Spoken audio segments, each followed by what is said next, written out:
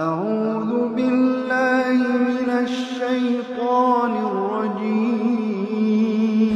Bismillahirrahmanirrahim. Assalamualaikum warahmatullahi wabarakatuh. Alhamdulillah, wassalatu wassalamu ala rasulillah wa ala alihi wa ashabihi wa man tabi'ahum bi ihsan ila yaumil qiyamah, amma ba'd. Hadirin hadirat bapak-bapak, ibu, adik sekalian, alhamdulillah pada malam hari ini kita masih diberi umur yang panjang oleh Allah Subhanahu wa taala sehingga bisa kita manfaatkan, kita gunakan untuk hadir ke majelis ilmu. Bapak Ibu sekalian, nikmat yang paling besar yang diberikan Allah kepada kita di dunia ini adalah nikmat Islam, nikmat iman. Jadi kita beragama Islam, ya. Kita memeluk Islam ini merupakan nikmat yang paling besar yang diberikan oleh Allah Subhanahu wa taala kepada kita. Setelah itu adalah nikmat sehat, ya, kemudian nikmat memiliki waktu luang, dan secara umum adalah nikmat kita masih hidup, ya, masih hidup di dunia ini merupakan nikmat yang sangat besar. Karena apa Bapak Ibu sekalian? Karena ketika kita berkunjung ke kuburan atau kita melihat kuburan, semua orang yang mati, semua orang yang ada di kuburan itu punya satu harapan. Apa harapannya? Yaitu pengen kembali ke dunia lagi, la'alli yarji'un, ya. Mereka pengen ke dunia lagi, pengen dihidupkan lagi. Untuk apa? Untuk memperbaiki amal solehnya, ya. Untuk beramal soleh ataupun memperbaiki, meningkatkan amal solehnya. Nah, oleh karena itu Bapak Ibu sekalian, kita yang masih hidup ini harus bersyukur, ya. Karena apa? Karena semua orang yang sudah mati dan tentu saja nggak bisa kembali, nggak bisa hidup lagi, ya, itu punya keinginan. Keinginannya apa? Balik ke dunia. Oleh karena itu kita yang ada di dunia, kita yang masih hidup ini harus bersyukur kepada Allah Subhanahu wa taala. Caranya apa? Kalau orang mati pengen hidup, ya, mereka pengen beramal soleh atau memperbaiki amal solehnya, nah, maka kita juga harus memanfaatkan umur kita ini sebaik-baiknya dengan memperbanyak amal soleh kepada Allah Subhanahu wa ta'ala. Karena setiap segala sesuatu Bapak Ibu sekalian itu ada permainannya. Sepak bola, badminton, ya, semua pertandingan itu ada permainannya, ada cara mainnya, harus ada yang kalah, ya. Kalau sepak bola ada waktunya, kemudian dua tim yang bertanding itu harus saling mengalahkan, nggak boleh diperpanjang terus, ya. diperpanjang, tapi harus ada waktu, misalnya adu penalti, nah, harus ada yang kalah. Nah, itu kalau sepak bola. Beda lagi kalau dalam bisnis, misalnya Bapak Ibu sekalian, kita usaha dagang itu nggak lomba dengan yang lainnya, tapi siapa yang paling kuat bertahan lama-lamanan. Jadi nggak peduli bisnisnya apa, pendapatannya berapa, nggak peduli, tapi yang penting yang paling bisa bertahan. Nah, dalam kehidupan ini Bapak Ibu sekalian ada permainannya. Nah, permainannya kita diperintahkan untuk berlomba-lomba. Nah, karena umur itu kita nggak tahu, maka kita diminta, ya, diarahkan, diperintahkan oleh Allah Subhanahu wa taala untuk memperbanyak amal soleh kita, amal yang diterima oleh Allah Subhanahu wa taala. Diperintahkan untuk memperbanyak apapun yang kita bisa, ya. Jadi permainannya seperti itu, ya. Kita diperintahkan untuk berlomba-lomba untuk memperbanyak amal soleh yang berkualitas, artinya yang ikhlas, kemudian yang sesuai dengan tuntunan Rasulullah Shallallahu Alaihi Wasallam, ya. Sedangkan batasnya kita tidak tahu, ya. Batasnya kita tidak tahu, jadi tidak ditentukan panjangnya waktu, tapi yang dinilai adalah isinya itu, ya, isi waktunya itu, isi umur kita itu. Nah, maka di sini mudah-mudahan Bapak Ibu sekalian ini menjadi salah satu cara kita untuk mengisi umur kita. Kita isi dengan hadir ke majelis ilmu yang manfaatnya sangat banyak, ya. Salah satunya Bapak Ibu sekalian adalah kita ibarat berada di taman dari taman-taman surga. Ada sebuah penelitian Bapak Ibu sekalian dalam kondisi pandemi ini, ya, banyak orang yang khawatir terhadap kesehatan. Nah, itu bisa 60-70% yang khawatir. Dengar kabar orang meninggal dia juga khawatir. Nah, gitu ya. Dari sisi kesehatan khawatir. Dari sisi ekonomi lebih banyak lagi, ya. Di atas 70% mereka khawatir, wah ini ekonominya bagaimana, ya. Bahkan ada yang buat apa istilahnya guyonan, Agustusan ini kita adakan lomba kuat-kuatan bertahan hidup. Tidak usah lomba lain-lain, ya. Lombanya bertahan hidup. Nah, itu karena apa? Khawatir terhadap ekonominya. Nah, di samping banyak kekhawatiran, ternyata secara spiritual Bapak Ibu sekalian itu justru sebaliknya, ya. Secara spiritual banyak orang, kalau diukur dari spiritual atau orang yang berpegang kepada ajaran-ajaran Islam, nah itu spiritualnya naik, tambah tenang. Tetapi orang yang memikirkan masalah ekonomi, masalah kesehatan itu apa istilahnya, kekhawatirannya naik. Nah, itu Bapak Ibu sekalian, ya, mudah-mudahan itulah barokah dari hadir ke majelis ilmu. Kemudian juga Bapak Ibu sekalian, ya, kita lanjutkan materi kita, hidup sesudah mati, ya. Kemarin kita sudah sampai ke sirat Bapak Ibu sekalian, ya, sudah kita sampaikan tentang dahsyatnya ujian sirat, kemudian apa itu sirat dan sebagainya, ya, sudah kita sampaikan. Ini sudah masuk kepada bab terakhir, detik-detik masuk ke bab terakhir, yaitu tentang surga dan neraka.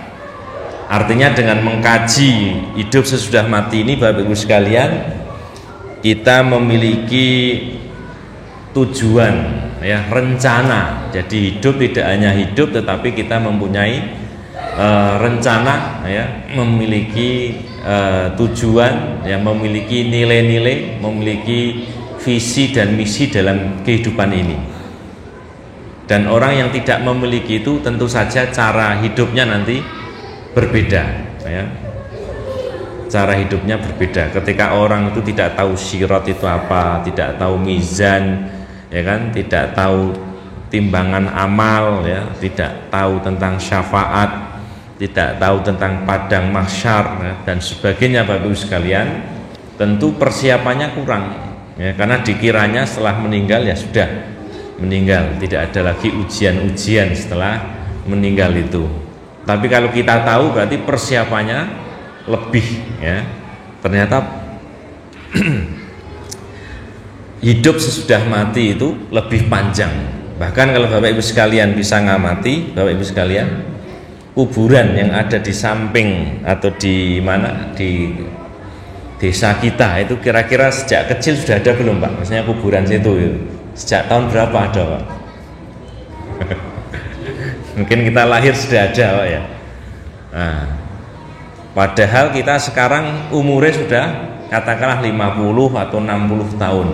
Berarti orang yang mati itu, ya, di alam barzah itu lebih lama daripada hidupnya ketika di dunia. Mungkin di dunia ada yang 50-60 tahun, tapi dia di alam barzah, ya, yang kita lihat, yang kita ketahui sudah melebihi umurnya. Karena kalau kita lihat lahir sekian, wafat sekian kan bisa kita hitung, ya. Nah, ternyata sampai sekarang belum kiamat, artinya mereka masih berada di alam barzah. Nah, sehingga kalau kita tahu seperti itu, maka tidak ada kata lain kecuali kita harus mempersiapkan ya dengan sebaik-baiknya, yaitu dengan bertakwa, dengan taat kepada Allah Subhanahu wa taala. Baik Bapak Ibu sekalian, kita melanjutkan tentang cara agar kita bisa selamat saat berada di atas sirat. Nah, itu bagaimana caranya? Nah, ini Bapak Ibu sekalian ya. Yang pertama Bapak Ibu sekalian, saya bacakan satu hadis diriwayatkan oleh Imam At-Tabrani ya. Di sini Rasulullah Shallallahu Alaihi Wasallam sudah memberikan beberapa cara atau jawaban bagaimana ketika kita itu berada di atas jembatan sirat ya, jembatan yang berada di atas neraka jahanam, itu kita bisa selamat. Nah, saya bacakan, innallaha ta'ala yad'un nasa yaumal qiyamati bi asma'ihim sitron minhu ala ibadihi wa amma indas sirati fa innallaha azza wa jalla yu'ti kulla mu'minin nuran wa kulla mu'minatin nuran wa kulla munafikin nuran fa idas tawau ala sirati salaballahu nural munafikina wal munafiqati faqala al munafikuna ya ungduruna naktabis min nurikum wa qala al mu'minuna rabbana atmim lana nurana fala yadkur inda dalika ahadun ahadan. Yang artinya Bapak Ibu sekalian, Allah akan memanggil umat manusia di akhirat nanti dengan nama-nama mereka ya. Ada tirai penghalang darinya, jadi nggak bisa langsung melihat Allah, masih ada tirai ya, dipanggil oleh Allah namanya si fulan bin fulan dan sebagainya. Adapun di atas jembatan Allah memberikan cahaya kepada setiap orang beriman dan orang munafik. Nah, ketika manusia sudah berada di atas jembatan Bapak Ibu sekalian, maka Allah memberikan cahaya kepada, kalau dalam hadis dijelaskan detail, Allah memberikan cahaya kepada setiap orang mukmin laki-laki, memberikan cahaya kepada setiap mukminah. Kemudian Allah memberikan juga cahaya kepada setiap munafik ya, orang munafik ya.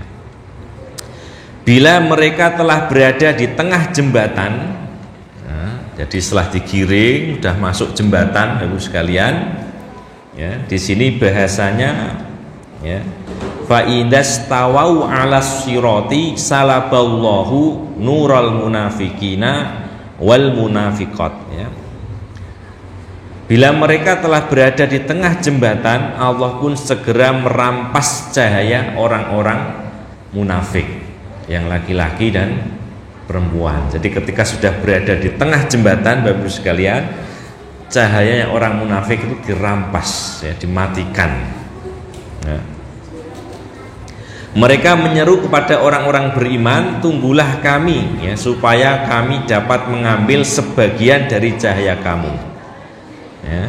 Dan berdoalah orang-orang beriman, ya Rabb kami, sempurnakanlah untuk kami cahaya kami. Ketika itulah setiap orang tidak akan ingat orang lain. Nah, jadi dalam hadis ini menceritakan Bapak Ibu sekalian bahwa orang mukmin maupun munafik sama-sama digiring menuju jembatan, sama-sama bisa melewati jembatan, tapi saat di tengah, saat sudah berada di tengah Bapak Ibu sekalian, nah, cahayanya orang munafik itu dimatikan, dirampas, dicabut, diambil oleh Allah Subhanahu wa taala. Ya, sehingga kita bisa membayangkan kondisinya berarti gelap sekali. Ya, sehingga orang munafik mengatakan tunggu ya. Saya tak ikut ya, aku tak ikut. Nah, tapi nggak bisa ya. Kemudian orang beriman ya berdoa juga kepada Allah ya. Allahumma atmim lana nurona, ya Allah sempurnakanlah cahaya kami. Nah ini Bapak Ibu sekalian. Nah, jadi ada satu kata kunci di situ, yaitu apa? Cahaya. Nah, biar kita bisa selamat, ya, meniti jembatan Sirat itu Bapak Ibu sekalian, maka ada kata kunci. Biar kita bisa selamat adalah syaratnya kita memiliki cahaya. Nah, bahasa Jawanya mungkin benrak kejeglong, kan? Nah, biar kita tahu mana arahnya ini, ya, mana pinggirnya, mana ujungnya, ya kan? Nah, sehingga dengan cahaya itu maka dia akan lancar melewati Sirat. Nah, orang yang tidak memiliki cahaya, nah, maka dia akan kesulitan untuk menyeberangi Sirat itu. Nah, dari situ Bapak Ibu sekalian, para ulama menjelaskan apa yang menjadikan kita itu memiliki cahaya. Nah, itu kuncinya berarti, ya. Amalan apa yang jika kita lakukan nanti kita dapat pahala. Pahalanya dikasih cahaya pada hari kiamat. Nah, maka setidaknya ada 3 Bapak Ibu sekalian, ya. Yang pertama adalah taubat nasuha, ya, taubat yang sungguh-sungguh. Nah, ini Bapak Ibu sekalian. Jadi kita tahu bahwa manusia pasti punya salah, pasti punya dosa, apakah terang-terangan maupun yang tersembunyi. Oleh karena itu yang terbaik adalah orang yang bertaubat kepada Allah Subhanahu wa ta'ala.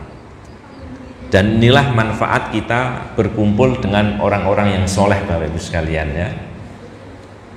Karena dengan berkumpul dengan orang-orang soleh, hati kita bisa lembut, hati kita bisa bersih, diingatkan langsung ingat.